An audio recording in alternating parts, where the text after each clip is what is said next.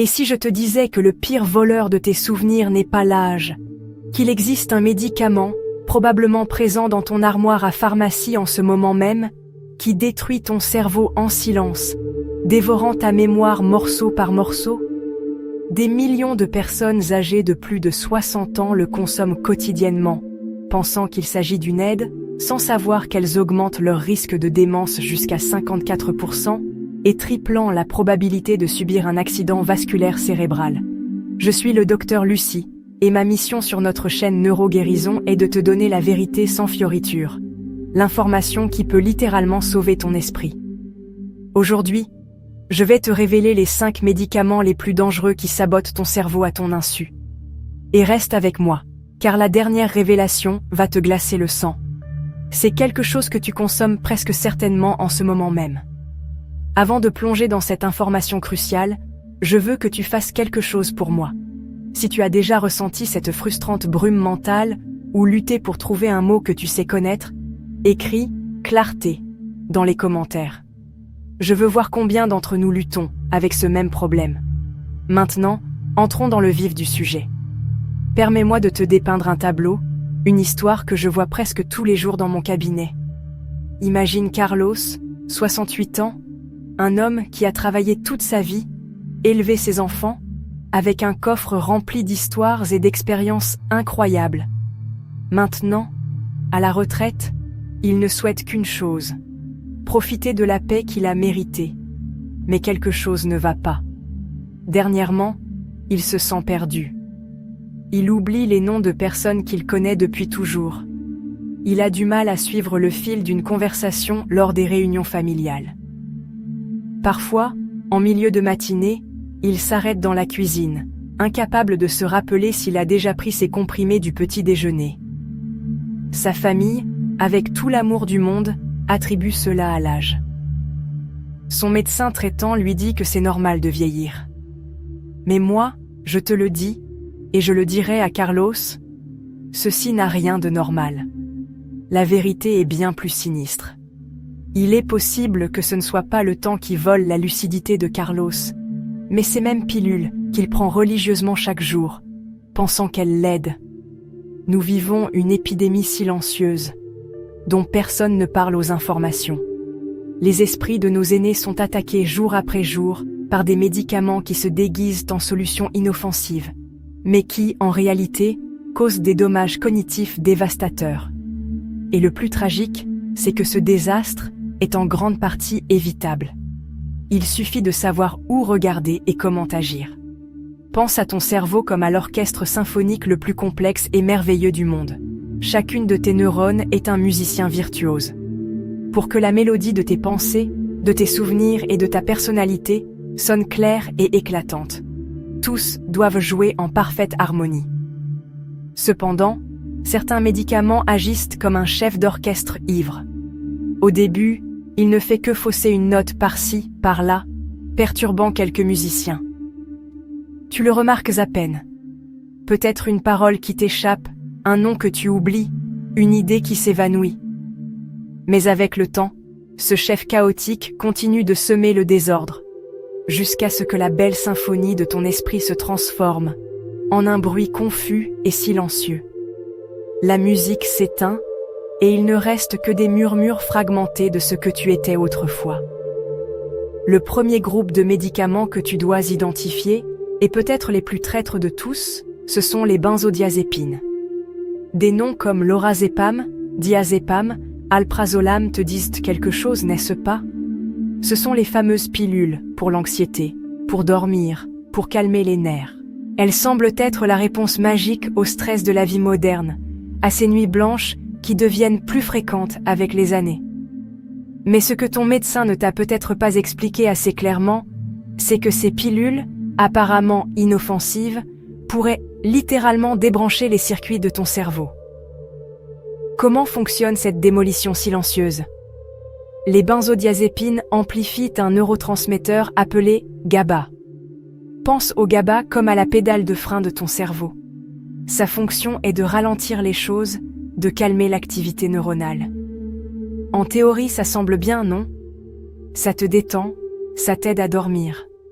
Le problème, Le très grave problème, c'est quand tu abuses de cette pédale de frein pendant des mois ou des années. Ton cerveau s'habitue tellement à avoir le frein enfoncé qu'il oublie comment fonctionner sans lui. C'est comme si tu apprenais à conduire une voiture uniquement en descente, avec le pied toujours sur le frein. Le jour où tu as besoin d'accélérer en montée, de réagir rapidement face à un imprévu, de te rappeler une route importante, ton cerveau ne sait tout simplement pas comment faire. Il ne répond pas. Et voici la partie qui devrait te glacer le sang. Des études scientifiques rigoureuses, pas des opinions, mais des données, ont démontré que les personnes qui prennent des benzodiazépines pendant plus de 3 mois ont un risque accru de 51% de développer une démence. 51%. Mais attends, ça empire. Si tu les prends pendant plus de 6 mois, ce risque grimpe à un effrayant 84%. Visualise cela. Tu as presque 2 fois plus de chances de perdre ton esprit, ton identité, tes souvenirs les plus précieux, juste pour avoir pris une pilule prescrite pour l'anxiété. Tu payes la tranquillité d'aujourd'hui avec la santé mentale de demain. La raison biologique est terrifiante. Les benzodiazépines inhibent activement la neuroplasticité, ce super pouvoir qu'a ton cerveau pour former de nouvelles connexions et rester jeune et agile. Chaque fois que tu apprends quelque chose, chaque fois que tu vis une nouvelle expérience, ton cerveau crée de nouvelles autoroutes neuronales. Mais les benzodiazépines agissent comme une équipe de démolition qui dynamite ces autoroutes avant qu'elles ne soient terminées. Avec le temps, les différentes zones de ton cerveau ne communiquent mais plus bien. Ton esprit, autrefois une métropole vibrante d'informations, devient un ensemble de villages fantômes reliés par des chemins de terre en mauvais état. Et ce n'est pas seulement la démence. Ces médicaments triplent également ton risque de subir un accident vasculaire cérébral. Pourquoi ? Parce qu'ils interfèrent avec la capacité de ton corps à réguler la pression artérielle. Quand tu te lèves rapidement d'une chaise, ton système cardiovasculaire doit effectuer un ajustement instantané pour que le sang continue d'arriver à ton cerveau.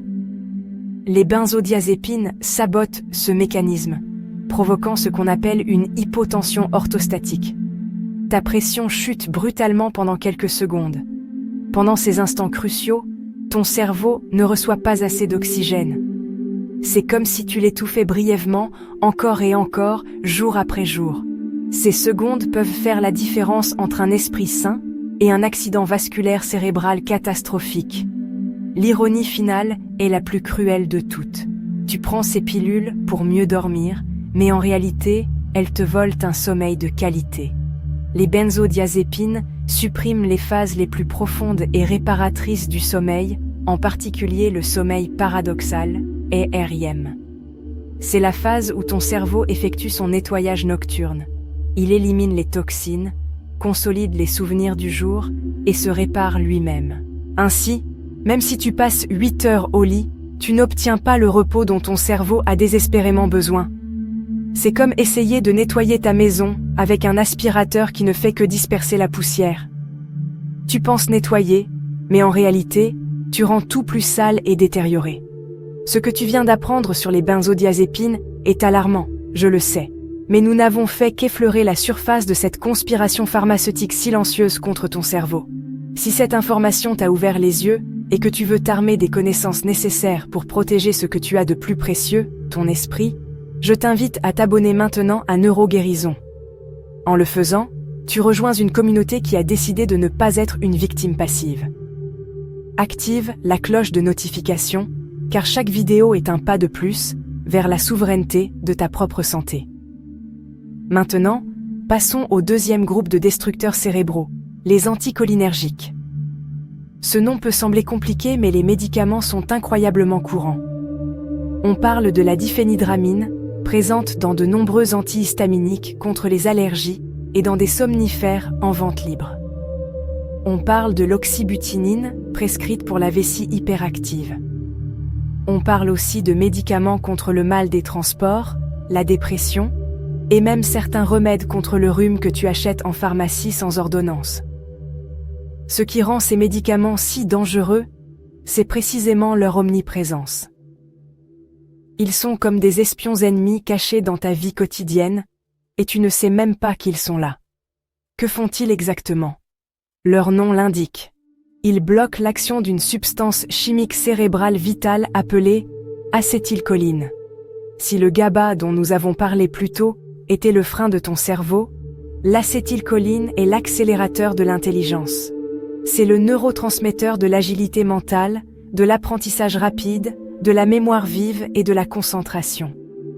L'acétylcholine te permet d'apprendre une nouvelle langue, de te souvenir du nom de la personne que tu viens de rencontrer, ou simplement de rester attentif en lisant un livre.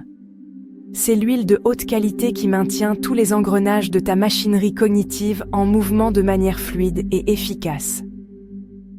Quand tu prends un anticholinergique, c'est comme si tu engageais un saboteur pour vider furtivement cette huile, nuit après nuit.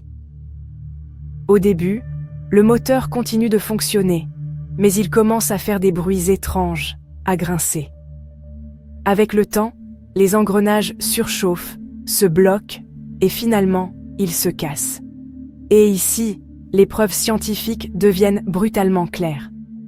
Une étude monumentale, qui a suivi plus de 3500 personnes pendant plus de 7 ans, a découvert quelque chose de terrifiant. Ceux qui prenaient des anticholinergiques régulièrement avaient un risque accru de 54% de développer une démence. Et il ne s'agit pas d'un usage occasionnel. Le risque augmente dramatiquement avec une utilisation cumulative. Pense à ceci. Chaque pilule pour les allergies, chaque somnifère que tu prends pour te reposer pourrait être une goutte de plus dans un verre qui, une fois plein, déverse la maladie d'Alzheimer sur ta vie. C'est un poison qui agit au ralenti. Chaque dose est un petit coup de marteau contre le mur de ta mémoire. Jusqu'à ce qu'un jour, ce mur s'effondre complètement. Mais ce qui est encore plus effrayant, et qui me tient éveillé la nuit en tant que médecin, c'est que ce dommage peut être irréversible.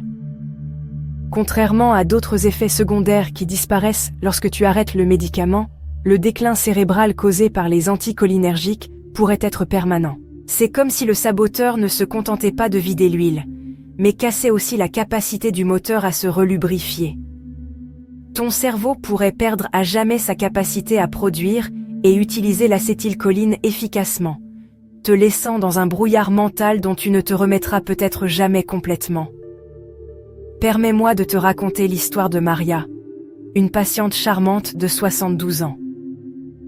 Il y a 5 ans, son médecin lui a prescrit un anticholinergique pour ses problèmes de vessie.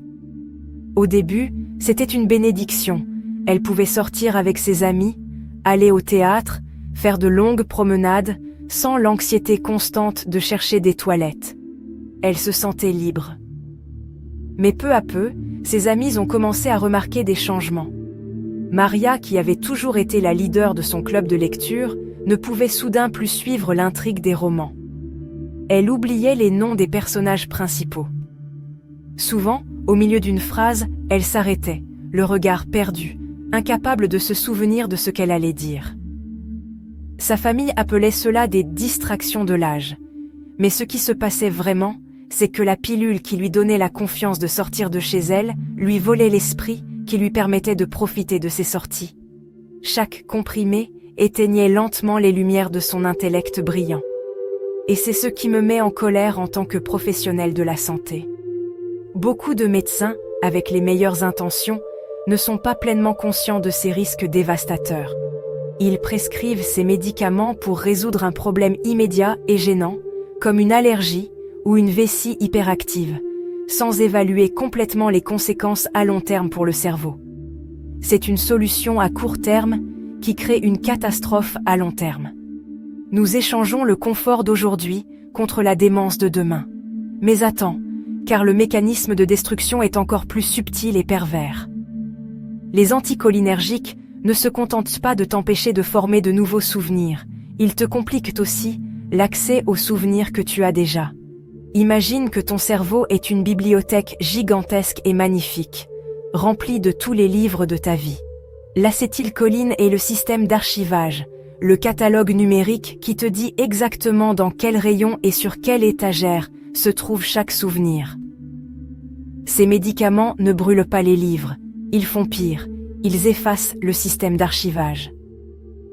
Tes souvenirs, tes moments les plus précieux, le visage de tes enfants, le jour de leur mariage, l'odeur de la maison de ton enfance, tout est encore là, sur une étagère poussiéreuse, mais tu as perdu la capacité de les trouver.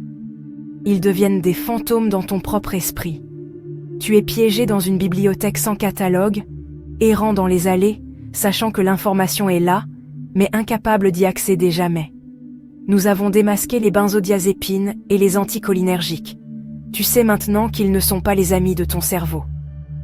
Mais parlons maintenant d'un groupe de médicaments qui s'est infiltré dans nos foyers, de manière si profonde que les gens les prennent comme des bonbons, les partagent entre amis, les transportent dans leur sac au cas où, et les consomment pendant des années sans le moindre soupçon du mal qu'ils infligent.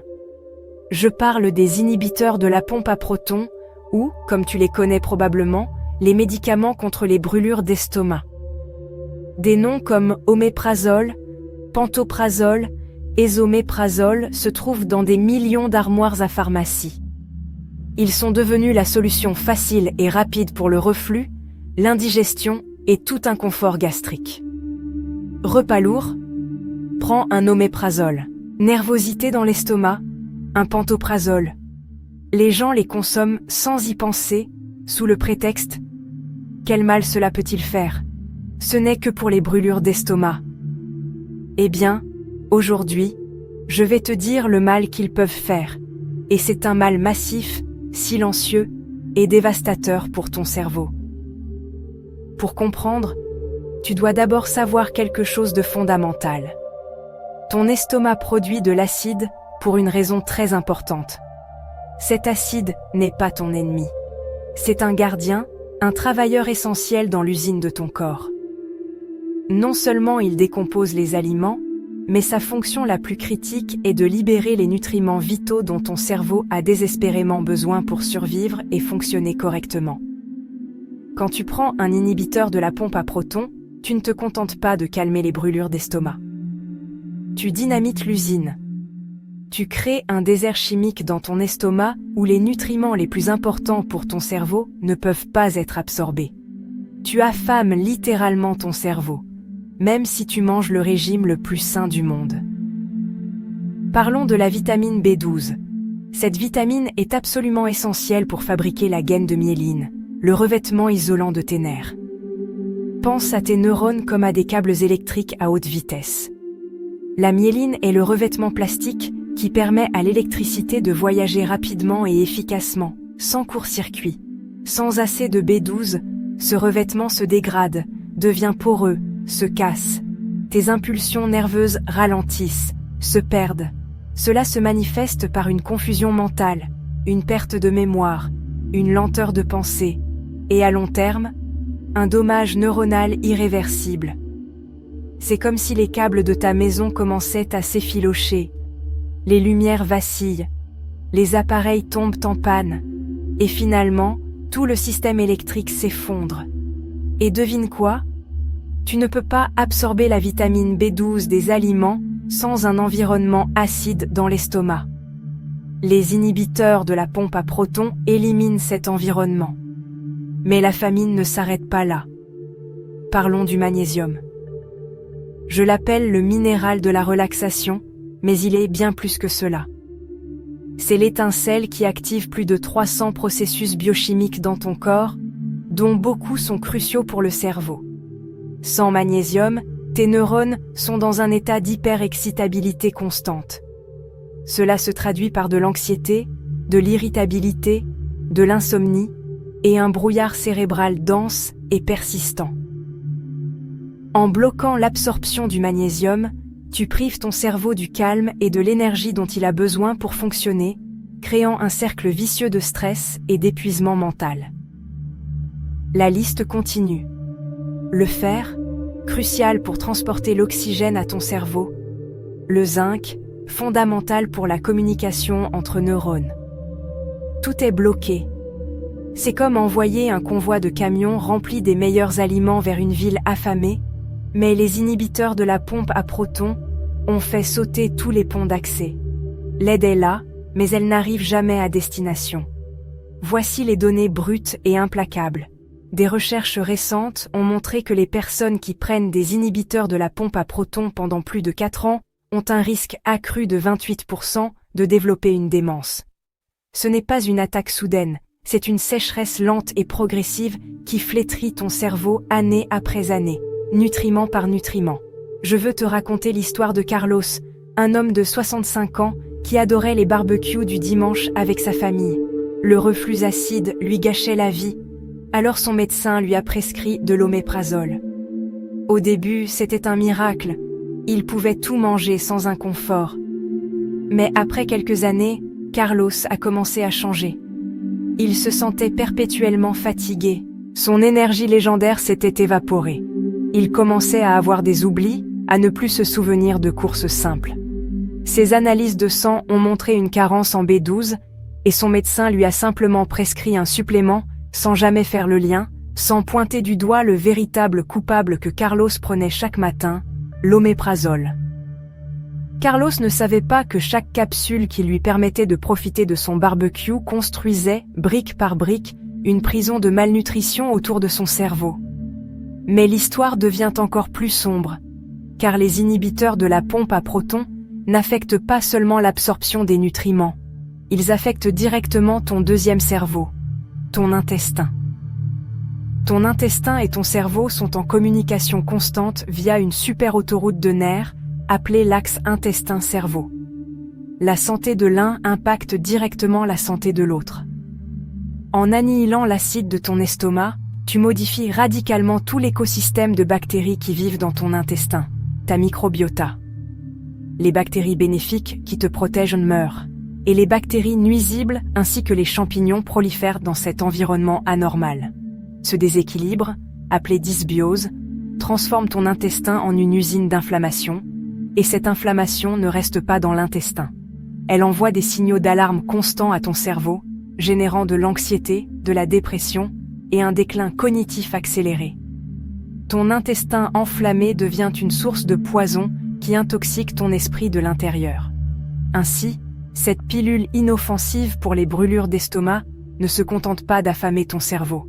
Elle l'empoisonne aussi à travers ton propre intestin. C'est une attaque sur 2 fronts, l'une des plus parfaites et destructrices que j'ai vues dans ma carrière. Allons-y. Tu es arrivé à la partie la plus importante. C'est ici que nous rassemblons toutes les pièces et que je te donne les outils pour passer de la peur à l'action. Attache ta ceinture, car nous allons terminer ce voyage avec la plus grande révélation et le plan de bataille dont tu as besoin. Tu as entendu comment les pilules pour l'anxiété et le sommeil peuvent démolir ta mémoire. Tu as vu comment les remèdes pour les allergies et la vessie peuvent effacer le catalogue de ton esprit. Et tu viens de comprendre comment les antiacides populaires affament et empoisonnent ton cerveau. Si cette information te fait reconsidérer tout ce qui se trouve dans ton armoire à pharmacie, c'est que tu es en train de te réveiller. Maintenant, parlons d'une situation à laquelle des millions de personnes sont confrontées, le dilemme de la pression artérielle. Le 4e groupe de médicaments est celui des bloqueurs des canaux calciques. Des noms comme amlodipine, nifedipine, verapamil sont prescrits pour l'hypertension et ils font leur travail. Ils relâchent les vaisseaux sanguins et abaissent la pression. Et c'est important, car une pression artérielle élevée est un tueur cérébral, la principale cause d'accidents vasculaires cérébraux. Alors, où est le problème ? Le problème, c'est que ces médicaments sont comme utiliser une bombe pour éteindre une allumette. Pour relâcher les muscles de tes artères, ils bloquent l'entrée du calcium dans les cellules. Mais devine quoi ? Ton cerveau a aussi besoin de ces mêmes canaux calciques pour que tes neurones communiquent, apprennent et forment des souvenirs. C'est comme si, pour baisser le volume de la musique lors d'une fête, tu décidais de couper l'électricité de toute la maison. Oui, la musique s'arrête, mais les lumières, le réfrigérateur et le chauffage s'éteignent aussi. Tu crées un dommage collatéral massif. En bloquant les canaux calciques dans le cerveau, tu ralentis le trafic de l'information. Tu atténues la brillance de ta pensée. Les études montrent que leur utilisation à long terme peut augmenter le risque de déclin cognitif jusqu'à 20%. L'histoire d'Elena, une de mes patientes de 70 ans, l'illustre parfaitement. Ses chiffres de pression artérielle étaient parfaits, selon son cardiologue, mais elle se sentait éteinte, mentalement lente. Son médecin l'ignorait parce que le nombre sur le tensiomètre était correct. Il traitait un chiffre, pas une personne. La bonne nouvelle, c'est qu'il existe des alternatives plus sûres pour le cerveau, comme les inhibiteurs de l'enzyme de conversion de l'angiotensine ou les antagonistes des récepteurs de l'angiotensine 2, qui contrôlent la pression sans causer ce dommage collatéral. C'est ton droit de poser des questions, de remettre en question et de chercher la meilleure option pour toi. Et maintenant, le roi, le médicament le plus prescrit de l'histoire de l'humanité. Celui qui est promu comme le sauveur du cœur, mais qui peut être le bourreau de ton esprit, les statines. Atorvastatine, simvastatine, rosuvastatine. Les rois incontestés de la pharmacie. On t'a répété à l'envi que le cholestérol est l'ennemi public numéro 1. Eh bien, prépare-toi à entendre la vérité. C'est l'un des mensonges les plus dangereux de la médecine moderne. Ton cerveau est composé à 60% de graisse. C'est l'organe le plus gras de ton corps, et le cholestérol est le héros de cette histoire, pas le méchant. Le cholestérol est la brique essentielle avec laquelle les membranes de tes neurones sont construites et réparées. C'est la matière première de ton esprit. Quand tu prends d'une statine, tu donnes un ordre à ton corps, arrête de produire du cholestérol. Cela réduit effectivement les chiffres dans tes analyses de sang, mais à un coût terrible. Tu prives ton cerveau du matériau fondamental dont il a besoin pour rester sain. Chaque pilule de statine que tu prends est un ordre d'arrêter l'approvisionnement en briques pour le chantier le plus important de ta vie, ton esprit. Mais c'est pire. Certaines statines peuvent franchir la barrière hémato-encéphalique. Cela signifie qu'elles ne se contentent pas d'arrêter la production de cholestérol dans ton foie, elles pénètrent physiquement dans ton cerveau et arrêtent la production de cholestérol là-bas. C'est un sabotage de l'intérieur. Et il y a un second coup mortel. Le même processus biologique qui produit le cholestérol produit également une molécule appelée coenzyme Q10. La coenzyme Q10 est la batterie de tes cellules, la source d'énergie de tes mitochondries. Le cerveau est un dévoreur d'énergie. Sans coenzyme Q10, tes neurones n'ont tout simplement pas le carburant pour fonctionner. Ainsi, les statines te frappent doublement. Elles te privent des briques, le cholestérol, et coupent l'électricité, la coenzyme Q10, du chantier.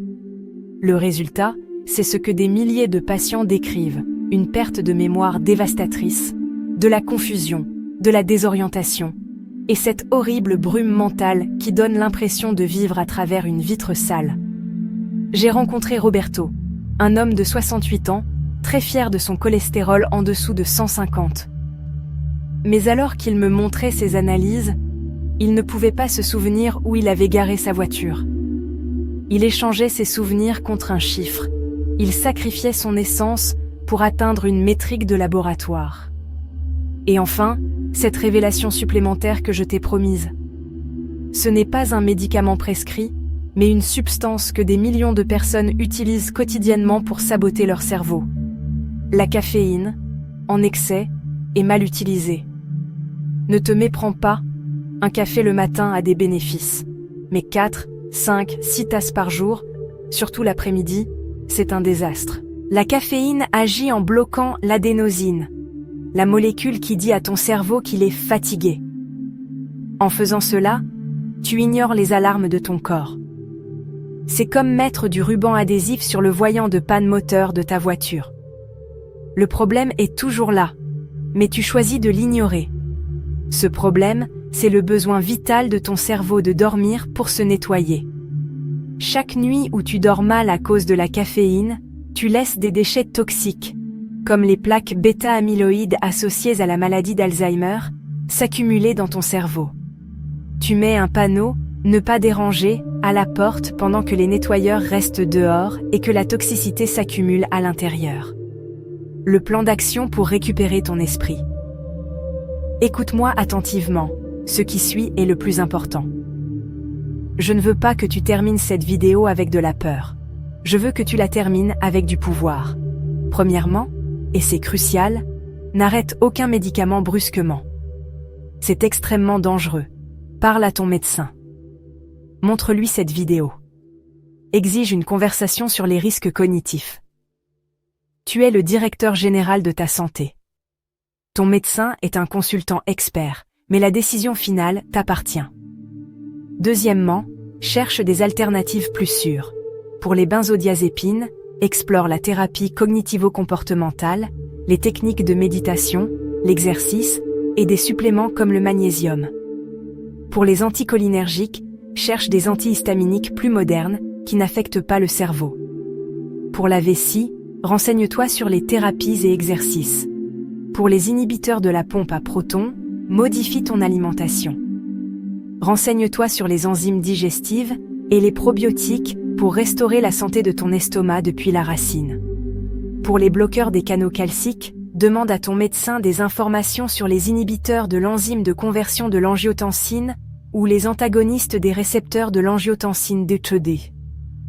Pour les statines, si tu dois les prendre, il est impératif de compléter avec de la coenzyme Q10 et d'explorer des changements drastiques de mode de vie pour améliorer ton profil lipidique naturellement. Troisièmement, construis un cerveau à l'épreuve des balles. Bouge. L'exercice aérobique est le meilleur engrais pour tes neurones. Il génère une protéine appelée facteur neurotrophique dérivé du cerveau, BDNF, qui est comme un miracle pour la croissance cérébrale. Alimentation, mange de la vraie nourriture. Myrtilles, légumes à feuilles vertes, poissons gras, noix, curcuma, ton cerveau te remerciera. Sommeil. Le sommeil n'est pas un luxe, c'est une nécessité médicale.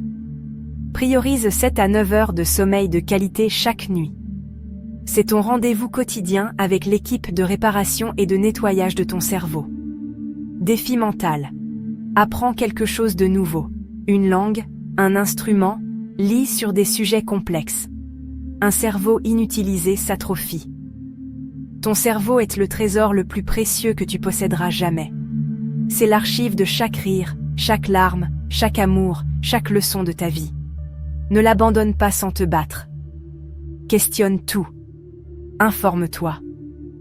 Prends le contrôle. Si tu es arrivé jusqu'à la fin de ce voyage avec moi, écris « Vie saine » dans les commentaires. Je veux savoir qui sont les guerriers prêts à se battre pour leur esprit. N'oublie pas de mettre un pouce en l'air si cette vidéo t'a apporté de la valeur.